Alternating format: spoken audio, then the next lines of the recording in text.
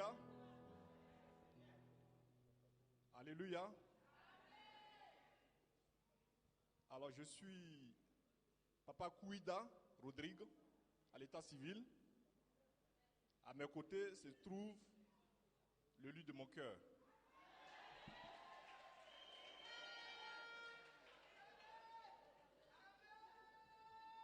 Je suis là présentement pour partager mon témoignage avec vous.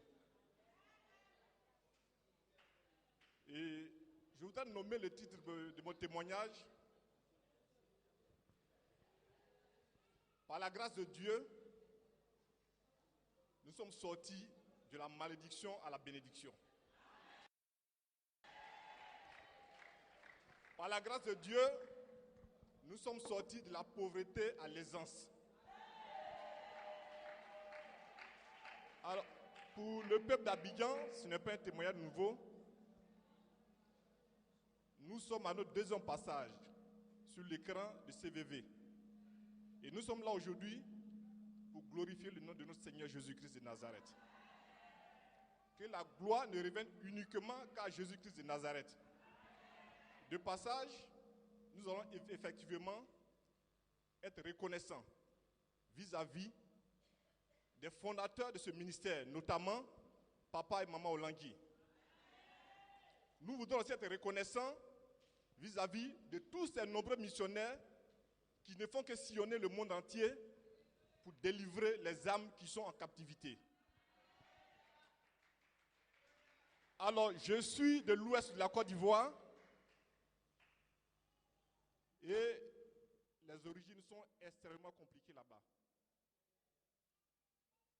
J'ai fait des études, précisément en criminologie, où le Seigneur m'a permis d'obtenir une maîtrise. Et quand je croisais mon épouse, elle aussi, elle faisait des études en droit. Par la grâce de Dieu, elle a pu avoir le diplôme qu'on nomme ici le 2A, diplôme d'études approfondies en droit privé.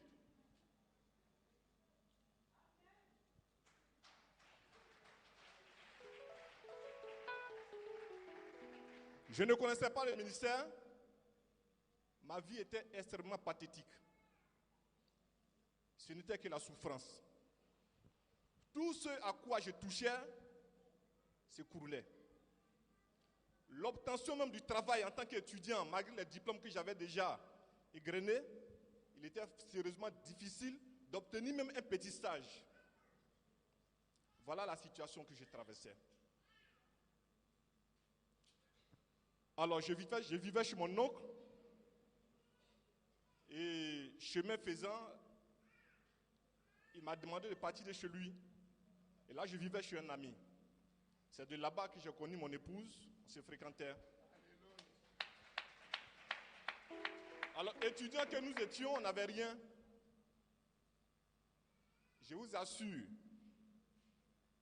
je ne souhaite pas à quelqu'un ce que nous avons vécu. Vous savez, quand tu souffres à un moment donné, la souffrance me prend corps avec ton visage. Quand on te regarde ta personne, on n'a même pas besoin de te demander. Les preuves se lisent sur ton corps. Mais je me demandais souvent, mais Seigneur, pourquoi tu m'as permis d'aller à l'école, avoir autant de diplômes? C'était difficile. Je touchais un peu à tout. J'ai géré les cabines, des travaux inimaginables. Tout ceci pour subvenir à nos besoins. Alors, mon épouse et moi, nous n'étions pas mariés. On était dans le péché. Et pendant qu'on vivait, elle de son côté, je ne veux pas dire que c'était l'aisance, mais elle a un grand frère qui était magistrat. Et magistrat hors hiérarchie, c'est des gens très autoritaires. Et toutes les fois que ce monsieur me voyait auprès de sa petite soeur, je vous assure, c'est comme s'il avait découvert le diable. Et il ne se faisait pas prier pour nous le faire savoir. Il lui est arrivé souvent de dire à sa petite soeur, mais tu as raté ta vie. Nous t'avons mis à l'école, tu es allé jusqu'à avoir la maîtrise en droit, tu as le 2A, et c'est avec un va-nu-pied, un vagabond comme ça que tu chemines. Mais par moment, quand je partais rendre visite à ma fiancée, en ma présence, on la battait. C'était l'expression de méprisance. C'est l'expression pour montrer que ma personne n'était rien. Nous avons sillonné de maison en maison. Mais des maisons dans des bas quartiers, dans des quartiers extrêmement dangereux. Parce que c'est à ce niveau-là qu'on pouvait avoir les moyens réglés. Mais le dernier quartier que nous avons habité, je l'ai dit dans les témoins précédents, c'est un quartier du village du nord à Boboté. Là-bas, les gens disaient que les étrangers ne pouvaient pas devenir quelqu'un. Et nous, par manque de moyens, nous étions dans ce quartier. On était dans une petite chambre, pratiquement de 12 mètres carrés. Quand vous rentrez dans la maison, on va sur le lit, tout est là.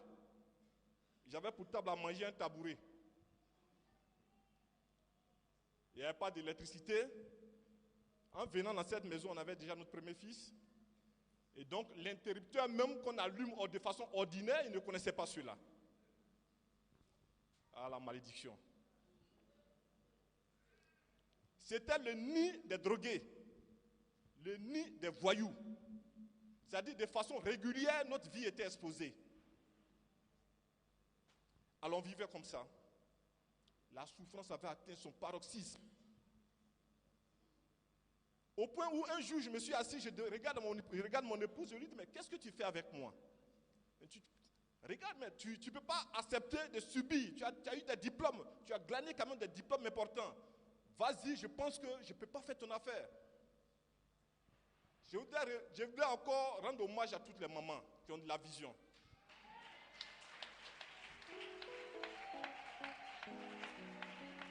Mais je ne comprenais pas pourquoi cette femme était aussi accrochée, insistait sur son choix.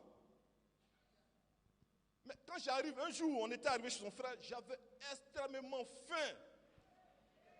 Ce jour-là, je voulais manger, mais il avait une servante à qui il avait des instructions. Et on arrive, ma femme dit, bon, on n'a pas mangé toute la journée. Hier, on n'a pas bien mangé. Allons-y à la maison, on va manger. Et dès qu'on arrive, la servante, elle veille au grain.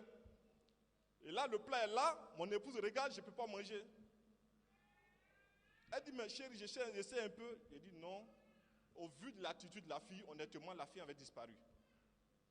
Quand son grand frère entre, monsieur le juge entre, il me regarde des orteils jusqu'aux cheveux. Avec beaucoup de mépris, je vous assure. Mais en ville, j'ai des amis qui avaient déjà obtenu le concours de l'ENA, certains qui étaient commissaires. Et moi, normalement, avec les études de criminologie, j'aspirais à être commissaire ou un gradé de l'armée. Mais où je vais avoir l'argent pour présenter un concours? Il n'y a pas l'argent. C'est dur. On vivait comme ça.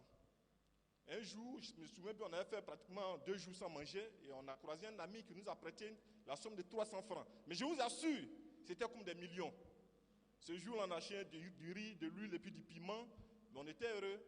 Mais ce que j'avais retenu dans le fond, malgré tout cela, on était heureux.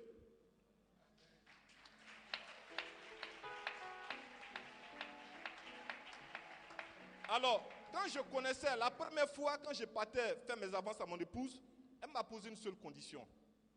Elle dit, je veux bien marcher avec toi, mais à condition que tu acceptes Jésus. Alors, mais écoutez, quelqu'un qui n'a pas d'assise précise, qui n'a pas de soutien, moi je suis dans les rues. Et la bagarre, c'était mon domaine de définition. Vous savez, dans la rue, il fallait user de tous les moyens pour survivre. Mais je la regarde, j'ai dit, bon écoute, est-ce qu'on ne peut pas remettre ça? Elle me dit, non, il faut que tu acceptes Jésus. Et je pense que je me suis retiré quelques jours après, j'ai accepté sa proposition et j'ai accepté Jésus. Ben, et de temps en temps, on fréquentait des églises, mais je vous assure, l'humiliation était énorme. Un homme qui ne travaille pas, un homme qui n'a rien à offrir à sa famille, on avait déjà un enfant, c'était difficile. Les drogués venaient devant notre petite cabane là, fumer. C'était les risques et c'était à côté d'une poubelle. Alors un jour en 2012, il y a un quartier dangereux ici qu'on appelle Agamé. Je suis même par manque de moyens, je suis un jour allé vendre à Agamé. C'est dans le nid ça c'était le nid des voyous. De mon côté, ma famille, il n'y a pas de réaction puisque mon père était déjà décédé. Ma maman, elle est au village. Vous savez, au village, nos femmes ici, il y a une expression qu'on appelle l'orodougou.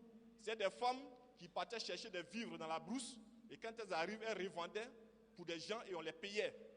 Donc, un père qui ne vit pas, ma maman fait ceci. Quel avenir j'ai? Quel avenir? Tous les concours que je pouvais présenter, par moment, je ne les présentais pas par manque de moyens, ou encore quand j'arrivais, ça ne marchait pas. Et nous étions dans cette situation, j'ai l'un de mes petits frères qui est technicien en bâtiment. Un jour, qui vient me voir, mais quand il a vu mon état pathétique, il a coulé les larmes. Il dit, mais grand frère, tu souffres, regarde comment c'est dessiné sur toi. Bon, moi, je peux te donner 50 000 francs par mois. Et j'ai refusé les 50 000, j'ai dit non, je n'aime pas les promesses, je souhaite que tu m'amènes où tu travailles. On m'a dit que là-bas, on peut pousser les brouettes pour être manœuvre. Il dit, mais avec ta maîtrise, j'ai dit, laisse la maîtrise, je souffre, j'ai besoin de travailler. Et j'ai pu le convaincre, il m'a fait partir. En ce moment, on était en train de faire le nouveau chuis d'engrais. C'est comme ça que je suis arrivé. L'entrepreneur à qui il m'a confié, le monsieur m'a regardé. Il dit, ah Boni, ton grand frère, vraiment, il ne ressemble pas à un manœuvre.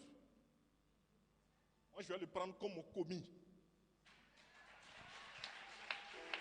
Alors, avec la maîtrise, le commis, c'était son homme à faire tout. Il fallait noter tout ce qui se passait sur les chantiers dans les cahiers. Mais au bout de quelques semaines, avec ma dette, là, je suis venu dire à mon épouse, j'ai eu un travail, j'ai eu du travail, je suis commis. Donc, mon épouse était contente. Alors, étant là, je savais au moins qu'on allait avoir quelque chose pour payer notre loyer, quelque chose à manger, ça c'était sûr. Je n'allais pas mendier celui-là. Mais quand je partais sur le chantier, je vous assure, je ne savais pas ce qui m'attendait, m'ont dit les brouettes pèsent. Et quand le monsieur m'a donné cette opportunité, j'ai donné le meilleur de moi-même sans tricher. Au point où, au bout d'une semaine, le monsieur dit non, mais j'avais besoin de toi comme commis, mais apparemment, tu es intellectuel, tu as pu mettre de l'ordre dans mon entreprise, alors moi, je t'offre un salaire de 150 000 francs.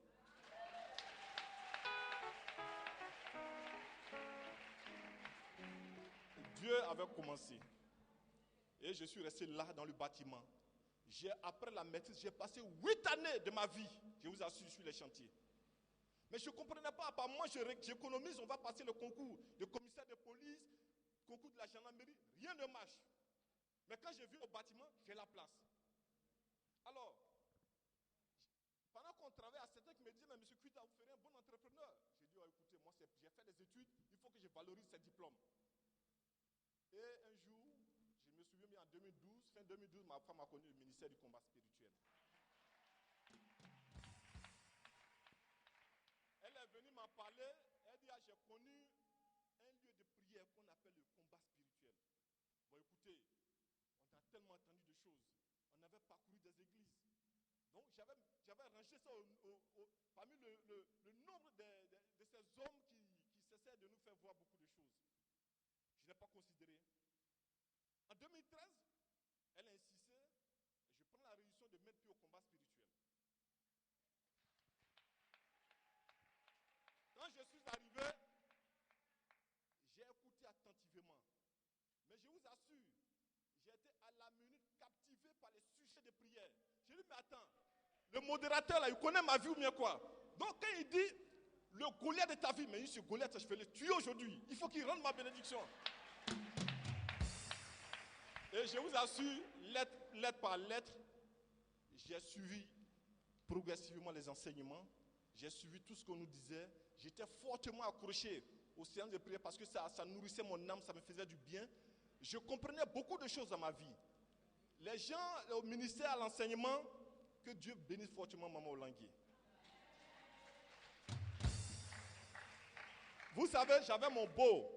À chaque année, il demandait les diplômes de mon épouse pour lui trouver du travail. Il est magistrat. Mais il était dans des pratiques vraiment pas correctes. Ces diplômes-là restaient là. Mon épouse ne pouvait rien avoir. C'était pareil pour moi. Et quand j'ai connu le ministère du CHU d'engrais, où on construisait là-bas, de là-bas, je suis venu dans un autre espace de bâtiment.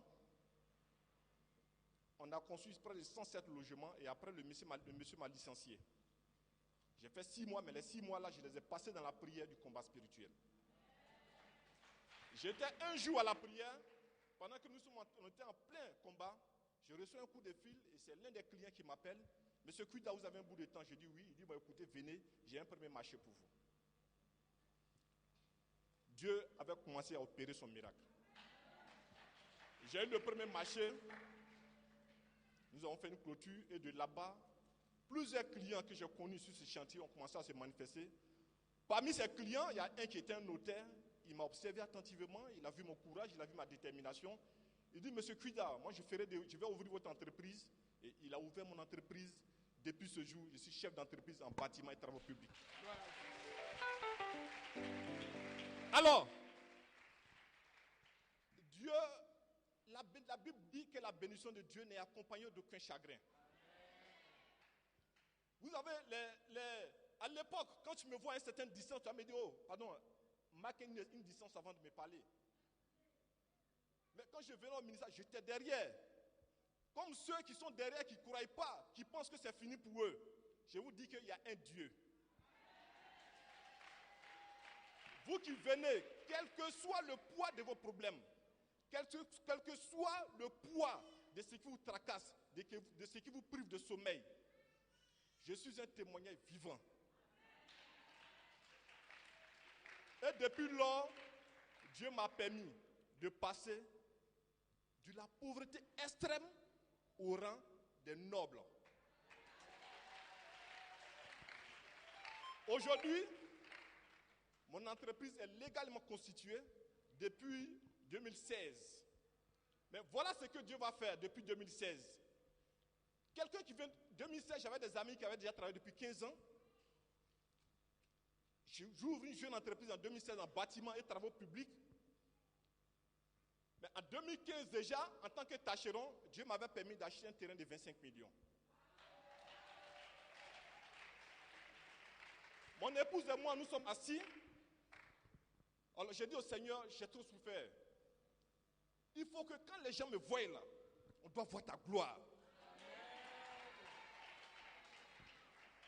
Et j'ai commencé à évoluer de marché en marché, de marché en marché. Aujourd'hui, sans me vanter, nous n'envions personne. Jésus nous a étalés à la table des rois. De 2015, le jour où nous avons acheté nos terrains, à 2017, nous sommes propriétaires d'un immense bâtiment à Cocody. Je suis chef d'entreprise en bâtiment et travaux publics. J'ai minutieusement élaboré mon plan. Je vis dans une maison avec mon épouse. Plusieurs sont arrivés là-bas. Nous sommes dans une maison qui a aujourd'hui, nous sommes en instant d'avoir 7 salons.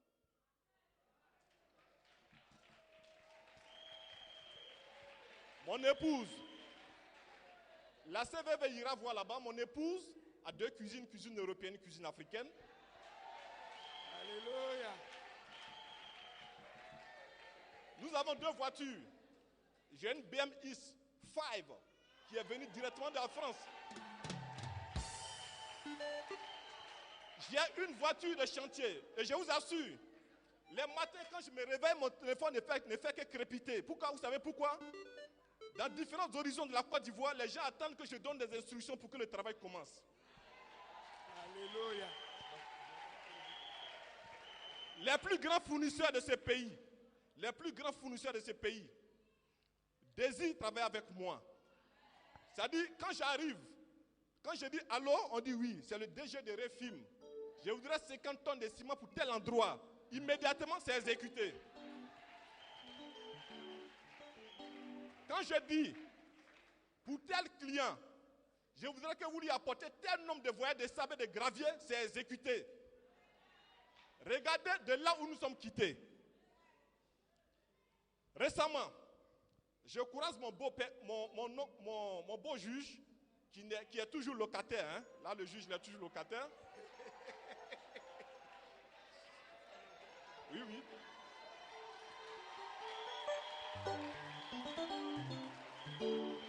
Quand le juge me parle aujourd'hui, il me vous voit. Monsieur Kuida, je voudrais vous voir. Je vois que vous n'avez pas le temps. Aujourd'hui, je suis de façon régulière content dans ce pays avec des représentants de ministres, avec des représentants du président de la République. Et le chaos, récemment, ma belle-mère est venue du village, celle qui ne voulait pas du tout me voir. Alors la vieille arrive, elle dit à sa fille, j'ai besoin d'un congélateur, j'ai besoin d'une télé. Je dis à la vieille, j'appelle l'un de mes Libanais, je vais à la voiture, on la récupère, on se retrouve dans le magasin. Je dis au Libanais, mais vous savez, quand vous avez les moyens de rentrer dans un magasin, il n'y a aucun complexe. Hein? Et là, il fait combien là, la télé? Il me dit le prix, je lui donne ça à la vieille. J'arrive. Ce congélateur-là, il fait combien? J'ai dit, maman, non, prends le congélateur vertical, vous voyez, avec les tiroirs, c'est bon, maman. C'est bon, non? Oui. Prends le congélateur, on remet à la vieille. Je donne à mon chauffeur. Je dis, tu prends la vieille, tu la déposes au village. Avec ce congélateur. Alors, voici ce que la vieille va dire.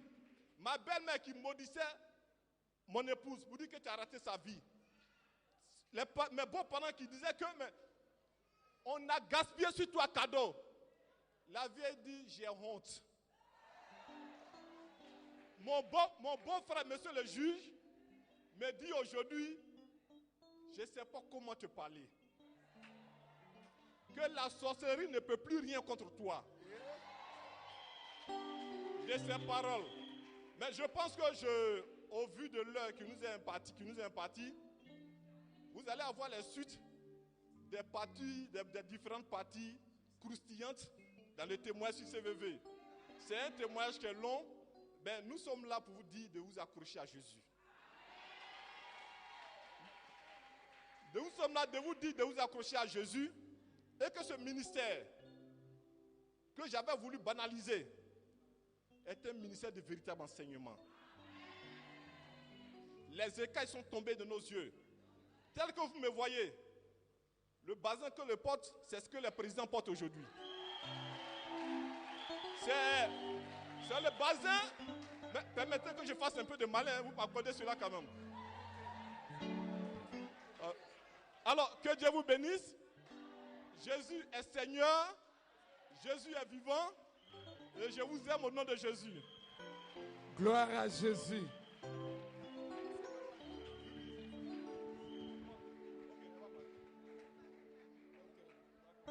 Nous allons acclamer Jésus, le roi des rois. C'est merveilleux. Il n'y a que lui qui peut changer la malédiction en bénédiction. Même si aujourd'hui, tu connais des humiliations, j'aimerais te rassurer que demain, ton histoire va changer. Il y a quelqu'un qui a dit Amen bien. Vous savez, le thème de ces grands moments est vraiment touchant, c'est particulier. J'ai choisi et consacré ce temple pour que mon nom y réside toujours et soit un point de contact. Quel que soit ce que tu étais hier, quand tu viendras, quand tu allais venir, quand tu vas venir en cet endroit, dans ce temple, la gloire de Dieu va t'accompagner.